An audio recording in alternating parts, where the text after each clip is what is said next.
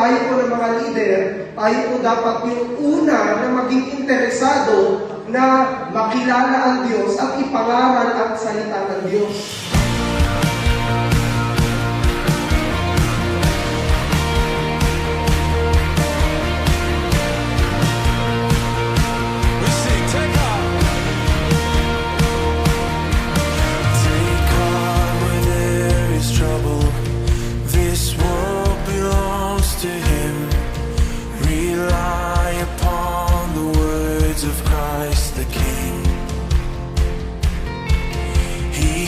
Kumbaga, tayong lahat, tayong mga Kristiyano, tinawag po tayo para mag-lead.